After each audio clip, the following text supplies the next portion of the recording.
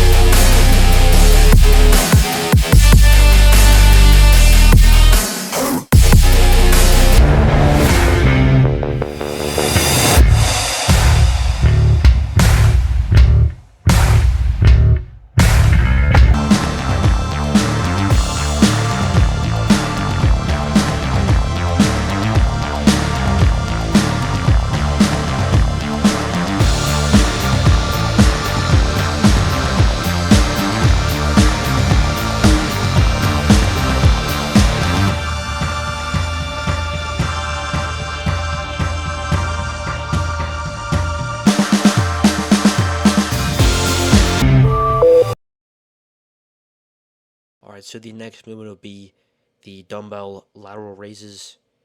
And the biggest thing here is we're kind of hunching over a little bit. I want to say that. Not really hunching, more arching our back. Not really standing straight up, or people do these when they're sitting down. But this is how I've been doing them for a while now. And yeah, so like I said, the form here isn't exactly, beautiful, isn't perfect. I would say, the biggest thing here is controlling it as much as I can on the eccentric part of the movement. At the same time, that eccentric part of the movement isn't going to be as slow and easy to control as other movements. But the main factor here is intensity, and just really trying to get as much tension and stimulation on these side delts here, as well as the front delts, and the rear delts are worked as well.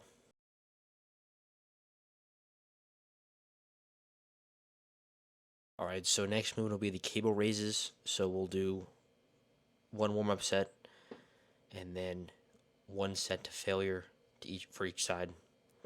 Starting with the left, then going to the right. That's what I do with all my isolateral movements. Is I start with my weaker side and go to my stronger side to finish with. So again, feeling within a 5 to 9 rep range and finishing with partials, the big key here. And I forgot to mention with the dumbbell lateral raises, same concept, one warm-up set and then one set to failure.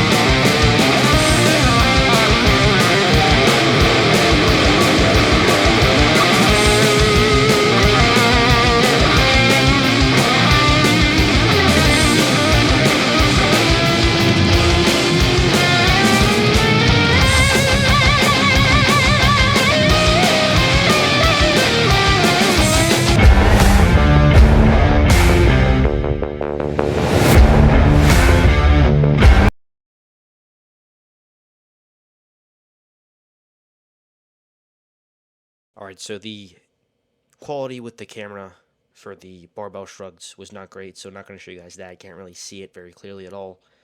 But for that, we did a couple warm-up sets. Well, just one warm-up set. And then with the shrugs, I do go very heavy. I've been doing I've been doing those since I ever started lifting. Back in the Planet Fitness days in high school. I've just always done shrugs, and it's always been a part of my routine, so it makes sense that I go as heavy as I do. We jumped up to 300 on those and did one warm-up set and then one working set, one top set to failure within that 5 to 9 rep range. So then here, we're doing some weighted pull-ups with the 55-pound kettlebell again this week and looking to aim for 8 or 9 reps, which I believe we got at least 7 here and failed on either the 8th or 9th. So whenever I'll jump up with weight, I want to at least fail on that 8th rep, towards the top end of that rep range that we're using with this training style. So once I fail at least on 8 reps, then we'll jump up to the next weight by 5 pounds or 10 pounds depending on the movement the next week. So the biggest thing with this is really controlling the eccentric part as always, and then really emphasizing the pause at the bottom. Just such a deep stretch on the lats here. And if you guys don't have any kind of pull-up variation in your routine, I would highly, highly suggest implementing one either with an assisted machine, without any weight, or adding weight eventually. This is just really a lock, really, in my routine, and something I've been doing ever since I started working out. Same thing with shrugs, is pull-ups, and it's really helped me develop, I guess I'll say, the decent back that I have. You guys know me, I'm never satisfied with my physique, or with really any part of bodybuilding, so that's the approach.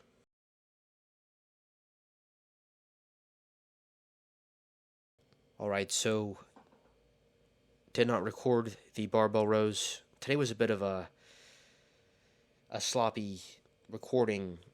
The recording part of this workout wasn't the best. Just wasn't as focused with, I guess, pressing the buttons on the camera, focusing as much as I could. But we'll make that adjustment going forward. It won't happen again.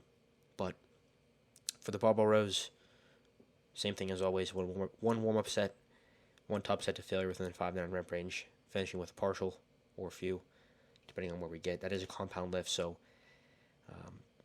can't really get as many partials as with accessory movements. But with here, we're doing the pull downs on the Nautilus machine, and again, one warm-up set and then one top set to failure within the 5 to 9 rep range, finishing with partials.